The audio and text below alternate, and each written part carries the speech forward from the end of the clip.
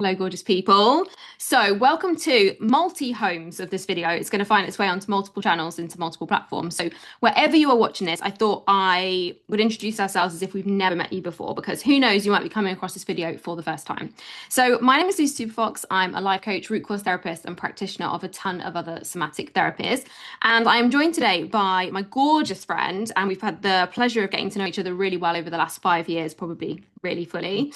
Much closer over the last two. But Sarah, rather than me do you a disservice, I would love it if you would introduce yourself and just give everyone a little bit of an overview about what it is that you do.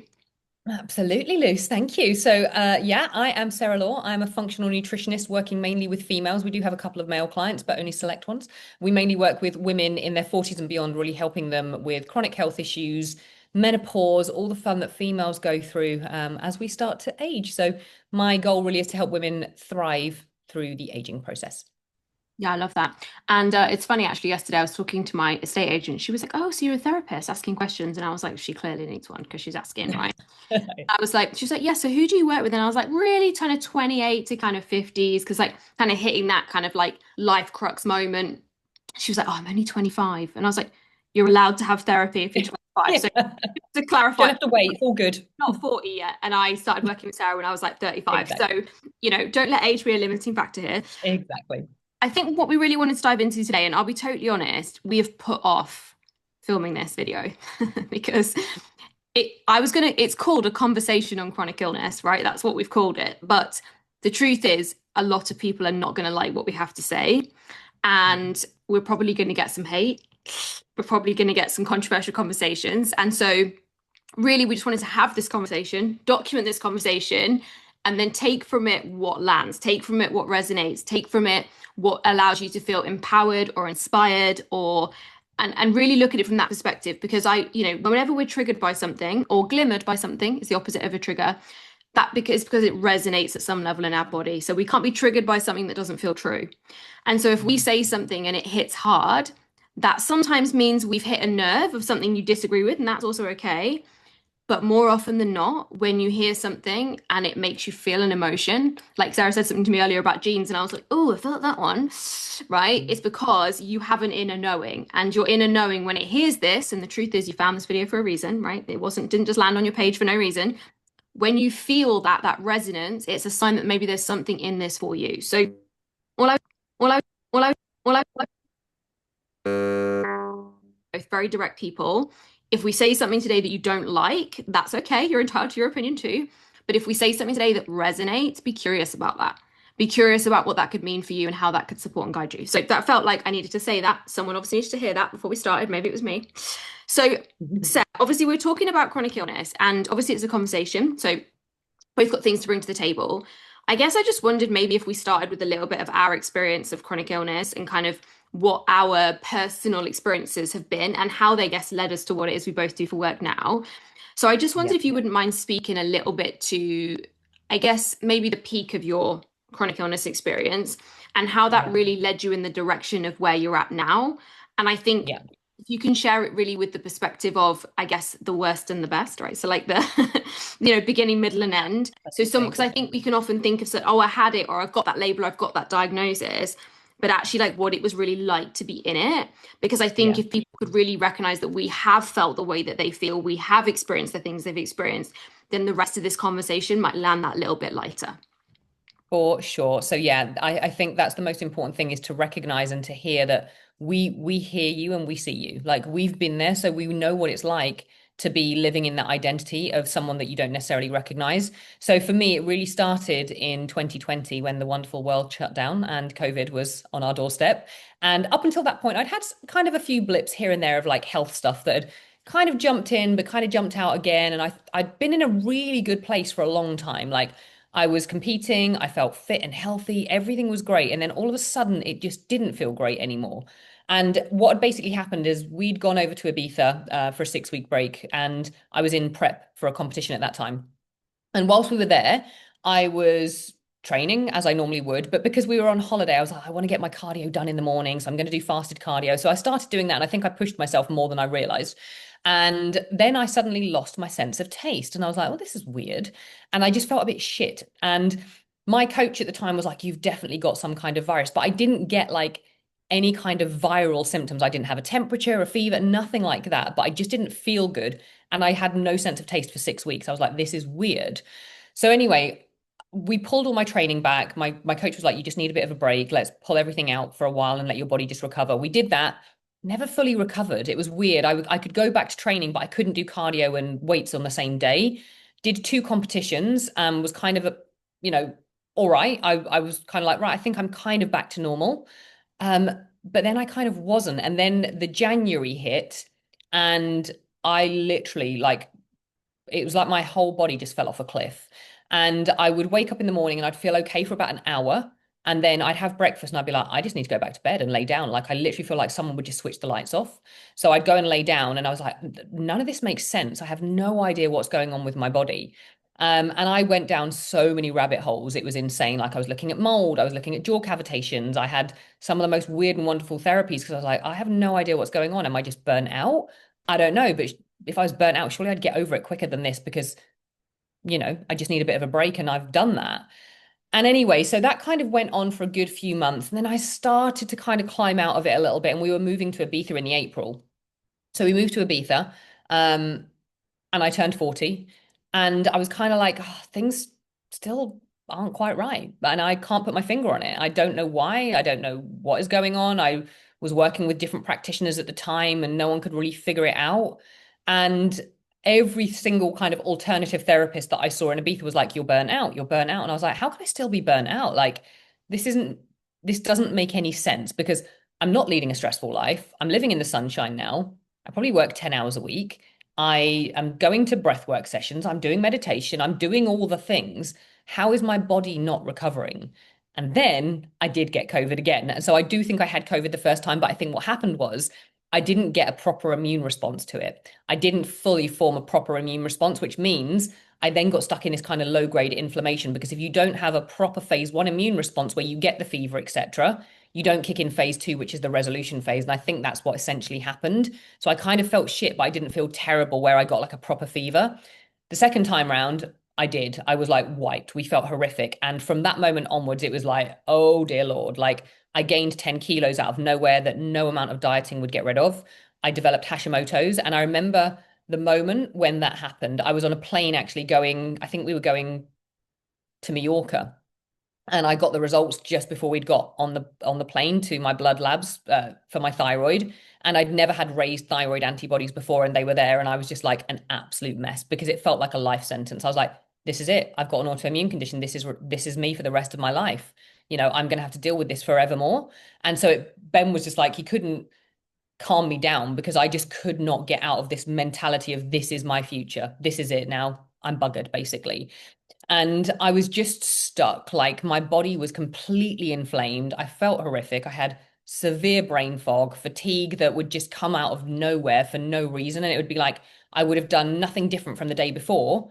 And one day I'd be all right. And then the next day I'd just be like, I can't even pick my feet up off the floor. And trying to live a normal life and run a business and all of that, I was just like, trying to put on a front all the time was exhausting, absolutely exhausting, and feeling so uncomfortable in myself. And that was huge for me as well, because, you know, being a nutritionist and always having been in fitness, when someone just or something just takes your identity away like that, it's like you sit there and you're like, who am I? Like, who actually am I? And I didn't know. I was like, I don't know who I am without being the successful person, the driven person, the fit person that everyone has always seen me as. I don't know who I am. And it was like I had this massive identity crisis and I was just a mess, to be honest. Like, I didn't know who I was. I didn't know what I wanted to do with my life anymore. I just hadn't, it was just like everything had fallen apart. And that's what I felt like. I felt like my whole life had just been ripped away from me. And I spent so many days just sitting there thinking, God, if I could just go back to the life that I had, if I could just go back to being that person that I was, that person is there, but where? Where is that person? And will I ever get them back? And so I went through a lot in that 3 years. It was like the most challenging time mentally, physically, emotionally, the whole lot.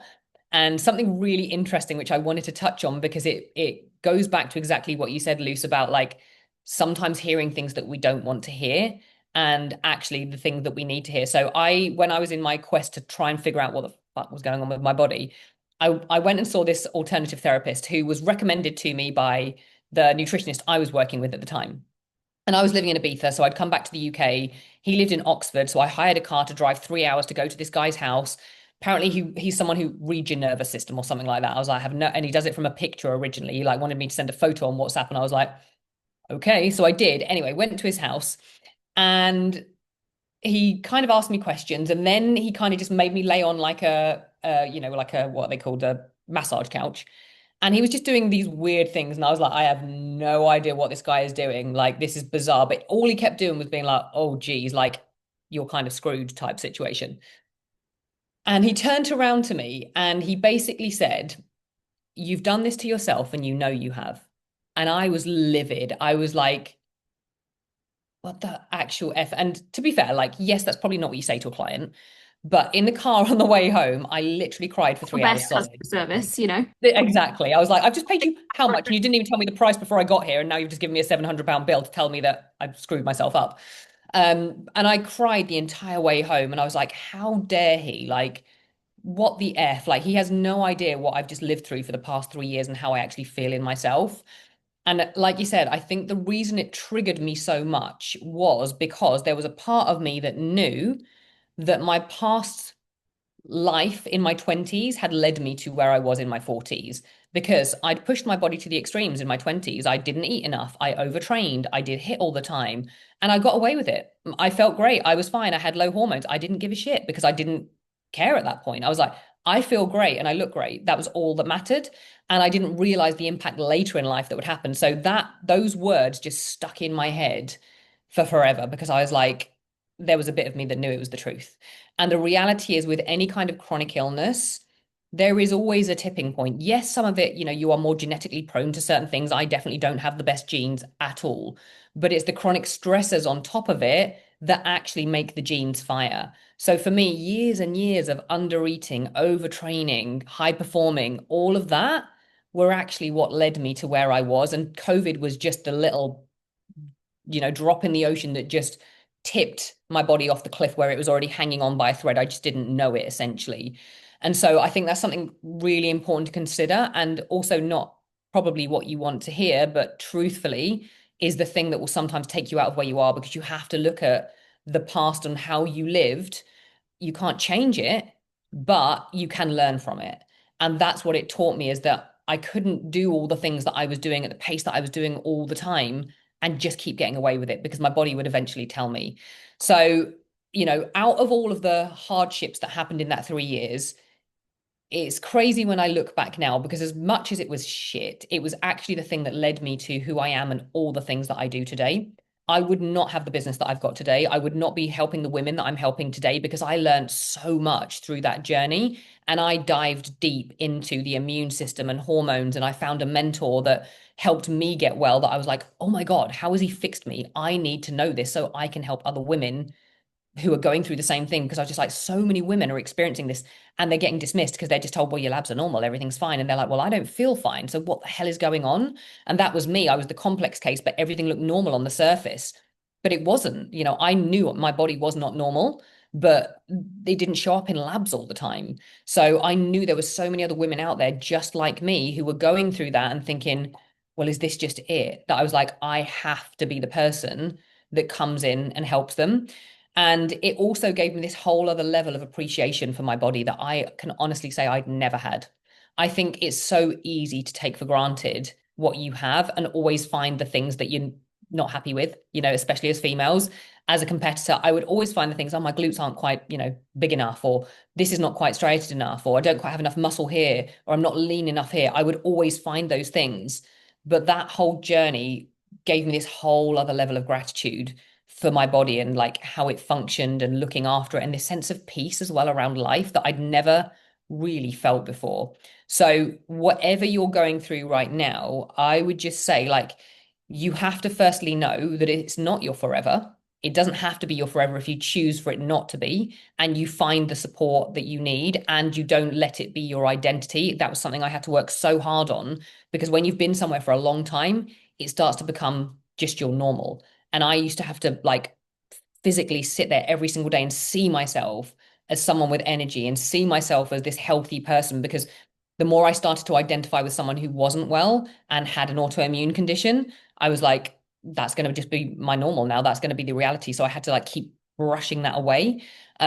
So that's super important to think about, and then know that it's not your forever if you decide that it's not going to be, and you find the right support, and also see it as maybe this is the making of me. Maybe this is the thing that's going to take me to everything that I'm actually destined to do. I just needed to push in the right direction.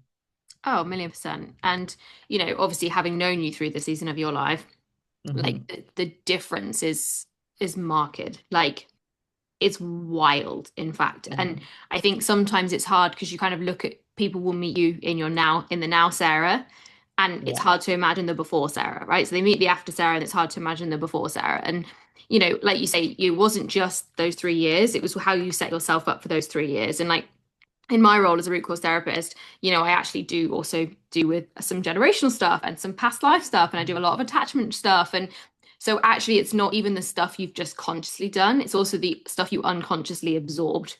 And all Hmm. of that stuff you unconsciously absorb, whether it was in utero, and Sarah and I have done quite a lot of work together, so not disclosing, but like the stuff you absorb from your parents and early childhood and all those things play such a massive impact on the state and health of your body and your nervous system, how it responds. And so my story is actually a little bit different in that I have actually had chronic illness my entire life, in varying forms until probably maybe 3 years ago. So I'm 38 now. Yeah, I think 35 is when things really started to turn around for me. But it was more of I've had varying identities over the seasons. So as a young kid, I was always bloody tired. That was like my my narrative is I was always tired.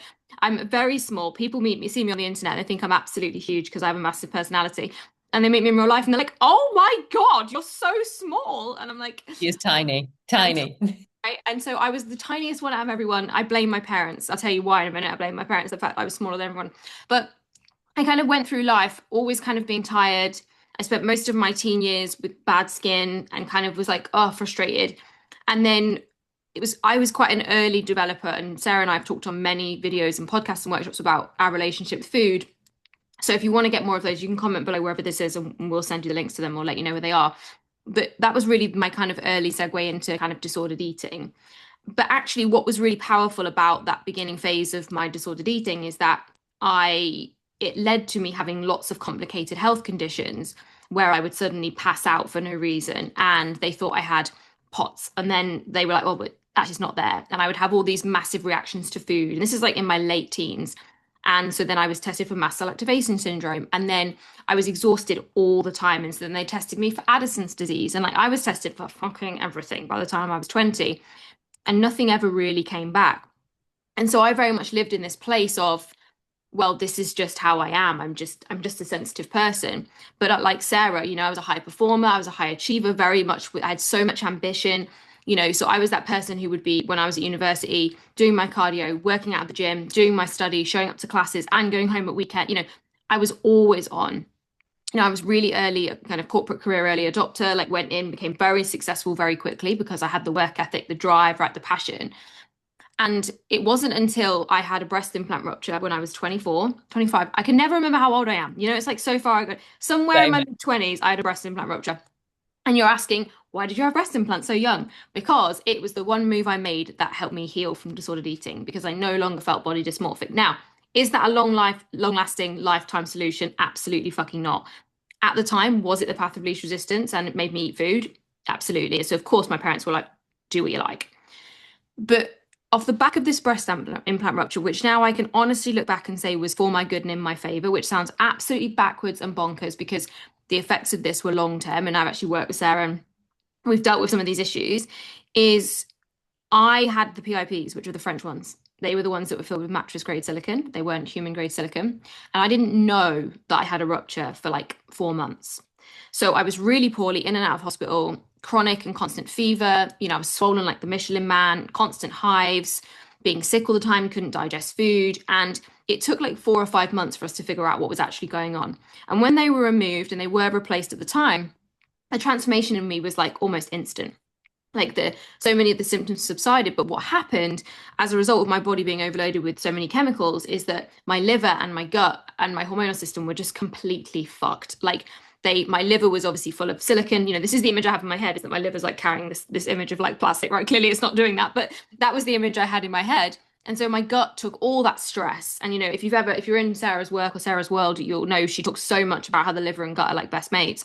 And so my gut became overburdened. And so then what I had was gut dysbiosis, and I had candida issues, and I had chronic UTIs, and I had chronic thrush, and like my body was just absolutely fucked. There's no other word for it.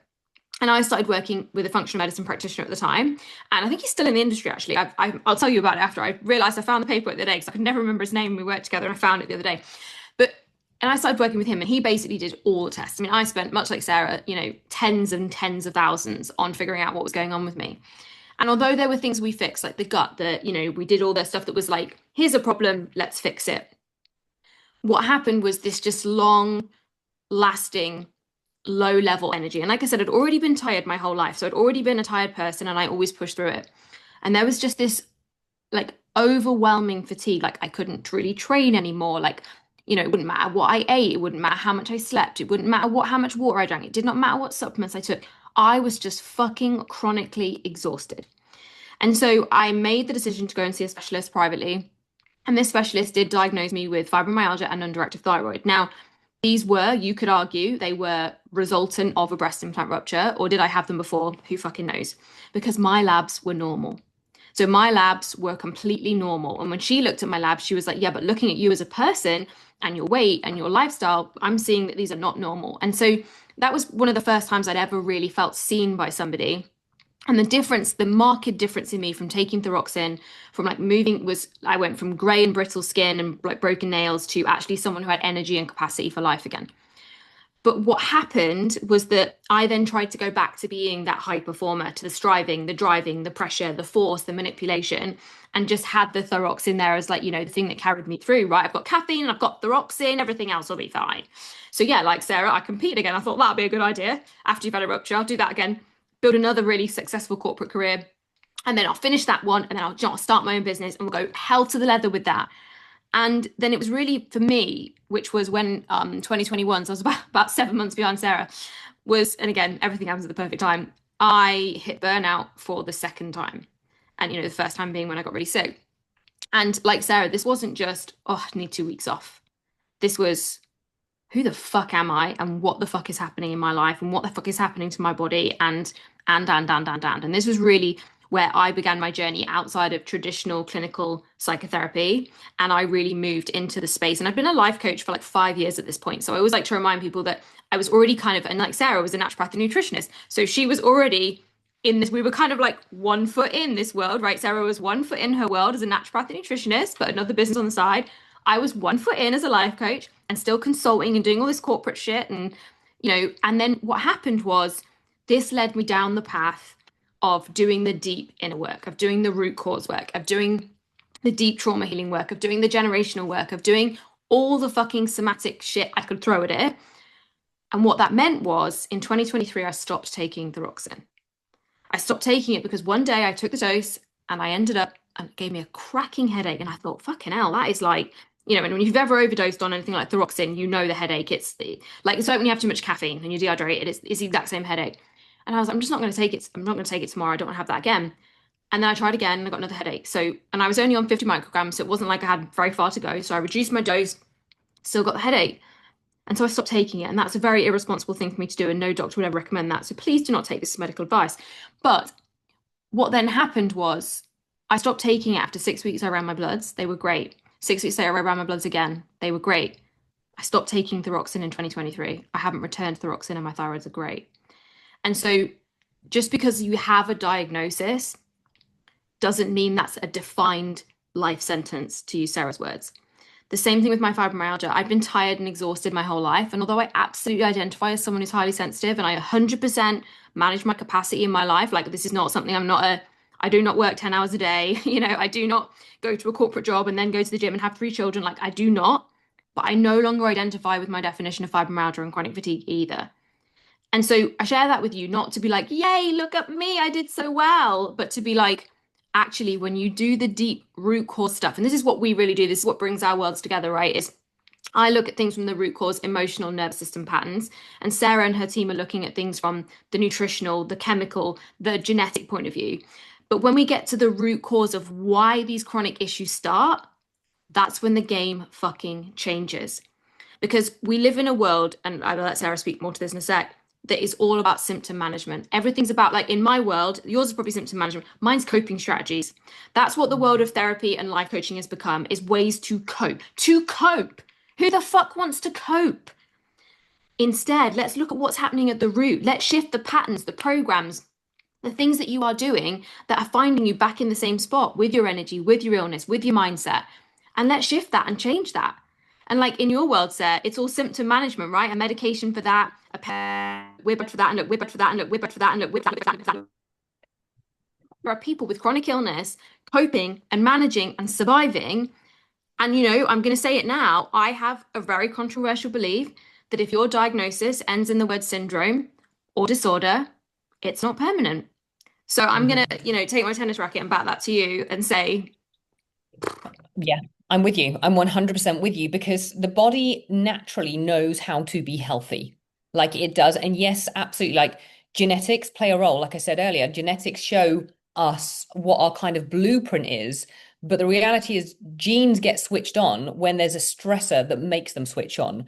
And this is what's really interesting, especially like me and Lucy were talking about this prior. Like my mentor has been teaching us a lot about this in terms of women who chronically diet early on in life start switching on menopausal genes much earlier. And that means they switch on inflammatory genes much earlier in life. So you've got much more inflammation starting much earlier. Then it starts to hit us when we reach our late 30s, early 40s, 45. You know, that's the reality. But if we don't switch those genes on, then we can live with whatever genes we have and be the healthiest we've ever been. It doesn't mean that it has to be the destiny. So I love looking at people's genetics because it is like a roadmap to helping you know what are the most important things to focus on. And if you have too many stressors, this is probably where you're going to end up. And this is what we need to do to try and keep that, you know, stress lower. But here's the things that we need to do to buffer you, to keep you in a good place. And for people who are struggling with like chronic illness, it's so enlightening to be able to see that. Because you're like, oh, this is part of the pattern. This is why I've probably ended up where I did. Whereas, you know, I could have a friend that, I don't know, got COVID at the same time and they're fine. Why am I not fine? And it's like, well, that's why, because this has switched on some of those genes, but were there other stressors prior to that that have also been part of the pattern or root things that haven't been dealt with that were actually underlying that this has now just brought to the surface? So the body inherently knows how to be healthy, you know, unless you're born with a congenital problem, the body knows how to be healthy, but there's things that have taken it off course. So really what both Luce and I do is we're going, right, what are the things that have taken you off the track? What are the things that have taken you over here instead of over here? How can we start inching your body back to that place of homeostasis where it belongs, like where it naturally sits and should sit? How do we inch it back there by peeling off the stressors and the chemical, mental, emotional, physical stressors that have taken it on a different route? yeah, 1,000,000%. And this just segues so perfectly into talking about trauma. Because one of the most chronic stresses, and Sarah and I have had a lot of clients combined in the past, and we've shared a lot of client materials, and that's truly because it's actually impossible to separate. Did the gene cause the issue, or did the issue cause the gene? So, and this, we were actually talking about this before we came on about, I recently went through a season where I had like a dark night of the soul around some areas of my life and like was making a real transformation, but I was also over methylating, which means that my body was basically running too fast. It was like running on speed, even though I wasn't doing anything different. And so we were talking about how was I over methylating and that fueled an emotional surge, or was there an emotional surge that fueled that chemical like uplift? And there's actually no real way to know. But the answer is if you are in a situation where you are having chronic health conditions, chronic issues, and I'm actually going to wrap neurodiversity in here as well. I know that's a big, I'm making a big stretch when I say that. Highly sensitive humans really fall under, like neurodiversity falls in the highly sensitive human category here. If you're a highly sensitive human battling things that keep you finding yourself in the same spot, so whether it's every single month ending up with the most horrific PMDD, or whether it's every single month finding yourself sticking to a plan for 2 weeks and then bailing and, you know, losing yourself off the plan and coming back to it after 2 weeks when you've had a reset, whether it's a pattern, a program, or a set of symptoms, you're ending up in the same place because your nervous system is programmed that way.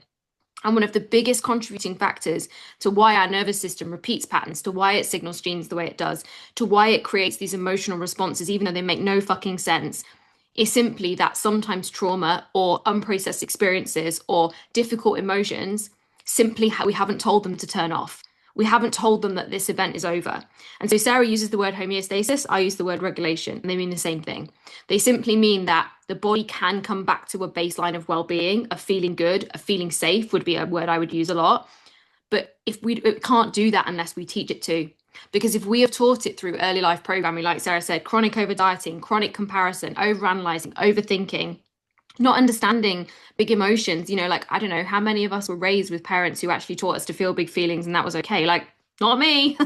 So as a result, if we don't know ourselves and understand ourselves, we're going to end up in patterns and programs that are going to put us in a state of chronic dysregulation and therefore chronic issues.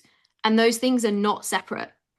And so actually what we've both seen, and it's been amazing, like I've absolutely loved helping and serve some of Sarah's clients, is to see that the work they've done with Sarah and then to see how supportive the work they've done with me has been in that journey and vice versa. To have seen my clients who were going through, who've done so much deep work on themselves, but just constant issue with the gut. And then they do a 12-week, work with Sarah and then their whole life is different. And so like I say this to you because I think that there's still not a narrative enough. There's not enough of a narrative that really brings in and addresses early life conditioning, which includes trauma. And to your point earlier, Sarah, about what we've done earlier in life, there's not enough. There's not enough being talked about that your chronic illness right now is not to do with right now. It's not to do with press the button. Like you said, it was to do with COVID. It wasn't really to do with my breast implant rupture. That was already there. That was already predisposed. It's just how we push the button. Mm-hmm. So, Sarah, I wanted to, because I'm conscious of like, we could be here for 3 hours. Like, there's so much we could say, and maybe we do that one. Maybe we build a masterclass at some point. You have to let us know in the comments about something you want us to do, because we are those people. Like, it will be a 3 hour masterclass. Mm-hmm. Let's talk about diagnosis and labels, because I imagine like what I felt. So when you told me about the Hashimoto's on the plane, although I don't think I've ever actually heard you explain like that to me before. So actually it was interesting because I felt, as your friend, I really felt that, and I really felt your grief in that moment. And like, I know the relief that a diagnosis can also bring, because it helps you feel seen, it helps you feel validated. But I also know there's a sense of grief that really comes with it when it's not what you want to hear. So I guess I'm just really curious about, as someone who really believes in transformation and change and that nothing's permanent, where do diagnoses, I guess, and I guess pathology too, where does that sit in your world, and how do you help your clients make sense of that or transcend that, I guess, from a functional nutrition perspective? Yeah, absolutely. So I think like a lot of it depends on the person, how their brain fires. Do you know what I mean? Like I always thought I was a very positive person, but actually probably deep down, I'm very good at seeing what could go wrong type situation. And again, really interesting when you look at my genetics, that doesn't surprise me. Like I am genetically more pre-programmed to be a bit of a worrier, to overthink things, etc. So I think a lot of it kind of comes down to your natural predisposition as to what your brain will see, because someone might, like you said, get that diagnosis and it makes them feel seen and heard and validated, and then someone else would get that diagnosis and feel like it's the life sentence that's going to ruin their life. So from whichever side, I think the most important thing to remember is that it's not a forever situation, because when you're in it, it feels like it is. It feels like this is it, this is me, this is the rest of my life. But it only will be if you let it be. If you're that person that's like, no, absolutely, this is just the here and now, but that doesn't mean I'm going to live this forever unless I make it my identity. If I'm willing to seek out the people that can help me and find the support to get me over the other side, then why does it have to be your forever? So I would say that's the biggest piece of advice that I would always give to my clients is, it's like going through a healing journey of any description. I always say it's like walking on a broken leg. It's not forever. Yes, sometimes we have to do some deep stuff that's shit and you don't want to do. Like I've done some protocols that were crap, like where I didn't eat, literally it was like, you're not eating for 3 days. Okay, great, I'll do it. It's not fun, but I was like, well, this is not a forever situation. This is just here and now to get me to where I want to be. So, it's like, if you've got the broken leg and you keep walking on it all the time, it's never going to heal. But if you can just have those periods of hunkering down and doing the work, then you can come out the other side and just be mindful of the leg. You don't have to constantly think about the leg, but just be a bit more mindful about the way you treat your body. So this is exactly the same with any kind of chronic illness. The more you identify with it being chronic, which means long term, the more it's going to be your reality. Whereas if you just see it as this is just a period of time now, and this is an opportunity for me to dig deep and go, right, what work do I need to do? Where do I need to look after myself better? Who can help me with the answers that I need? And put your trust into those people, then you can come out the other side. And then it's just being mindful. Like I know for me, having had an autoimmune condition, I'm like, well, gluten is off the cards. You know, when you've got a thyroid issue, gluten's not your friend. That's all good. I can live without gluten. That's me being mindful of the broken leg, but that's fine. I can deal with that. So I think it's your opportunity as a human being to put your health and yourself at the forefront again and really go into digging deep into, you know, some of the stuff that maybe has been holding you back for a long time. You just don't know it. Yeah, 1,000,000%. And I was actually having a conversation with a new client yesterday. And in her words, she's got raging ADHD. And I said to her, I was like, listen, before we like get started together, I want to share with you a controversial belief that I have. And this will help you decide whether or not I'm the right, right therapist and right coach for you. And I said, I do not believe our experience of ADHD, and as someone who is, very open to the fact that I am probably ADHD and autistic at this point from lots of markers and lots of things, but I've chosen not to get diagnosed. One, because I think I would have masked my way through the assessment for quite a long time. But two, because I don't want to be defined by a label because I know how literal I can be. Again, another sign of autism.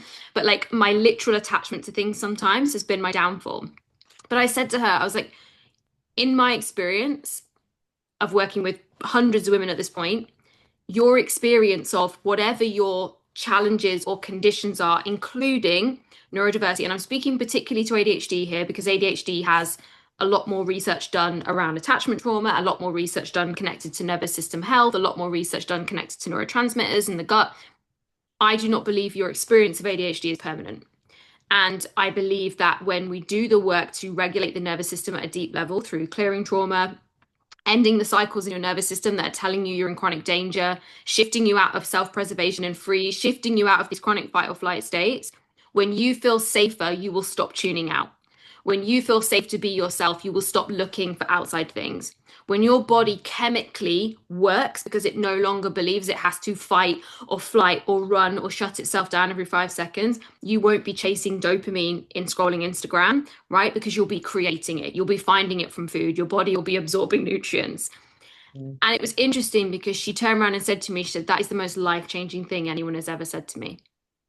Because she felt like her ADHD was her life sentence, that she just had to manage and to cope and to deal with these things. And I want to make this really clear. This is not to diminish the realness of any diagnosis, including neurodiversity, but I am a big fan of the work of Gabe Mate, and his work is founded in a lot of chronic conditions, including neurodiversity, stand in early life experience programming and conditioning. And so I say that to you to really just give you hope that if your life experience right now, whether it's a chronic illness, a chronic diagnosis, chronic experience of yourself, and let's face it, even myself and Sarah, we're highly sensitive people. All of our clients are highly sensitive people. By the way, you wouldn't like us, by the way, if you weren't neurodiverse, because we both are 100%. Denial. Sarah is, well, neurodivergent. Sarah is still in full denial about it, but I am in full acceptance of both of us. So I've accepted it for both of us, so it's okay.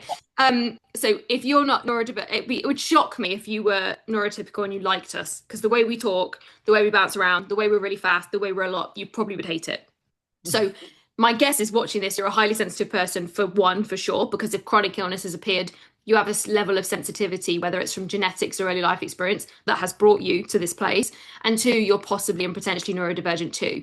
So, but that experience that you are having of life that feels deeply intense, right? Because highly sensitive women are more interoceptive, which means they feel their internal signals more. They have a much, much, much, much, much higher sense of neuroception, which is basically our danger perception. So our threat center is much bigger. And if you've had children, it's even bigger, right? Baby's crying, you're like, oh, I can hear any noise, right? It means that you are just more predisposed to this. It just means that you are here. But what's fucking awesome about when a highly sensitive human regulates, heals, balances, nourishes, is that's when those things become a gift. That's when they become the most present, loving, wonderful parents. That's when they become deeply empathetic, compassionate therapists and coaches. That's when they can hold space for a fuck ton of clients, a fuck ton of money, an incredible life. They can, because they have used their sensitivity to their gifts. And so I say that to you to reassure you that if you were in a place of what feels chronic right now and it's come from a predisposition of sensitivity, that doesn't have to be a negative thing. So I Mm. don't know if there's anything that kind of came off the back of that you wanted to touch on before I ask you one of the last questions I want to ask you. No, I disagree wholeheartedly with everything you just said. It's like, these things that can be seen as challenges can be your biggest gifts. It's the same with, so many successful people in life were actually addicts. They were addicts before they became hugely successful individuals, because a lot of those traits that made them addicts are the things that actually make someone very successful at the same time when it's channeled in the right way. 1,000,000%. Like, there's no way in hell I would have become a root cause therapist and a somatic therapist. No way in hell had I not had the deep, profound, incredibly emotional, but also spiritual, but also like the depth of that experience. There's no way I'd be doing what I'm doing now. And this is 100% what I was supposed to be doing my whole fucking life. The universe just had to Mhm. keep reminding me a few times. So my final question is actually about health anxiety, Mm. because the nature of when you've been a sick person, I've been chronically sick, you've been chronically sick, we've both had multiple hospital visits, lots of brain scans. I mean, we haven't even told you half the shit we've been through today. This was like a snapshot story today. Like, I'm also a celiac. I had brain scans a few years ago because I was having weird seizures. Like, all these things, like, we could give you so much and you would go, oh my gosh, they get it. But we have also been both massively predisposed to health anxiety as a result of having been really sick, feeling like we're not fully ourselves. So I guess we were talking about it before we came on, and I just thought your perspective on it was really interesting. So I would guess I would love to you to speak to a little bit to if someone's experiencing health anxiety right now and they do really want to shift it, they do really want to move forward, but they're actually just terrified. And and also I think the medical system can create a lot of fear as well. Yeah. I'm just curious for you to share really kind of some of the stuff you said to me earlier. Yeah. So I think firstly, you have to find the trusted people, the people that you do feel safe with.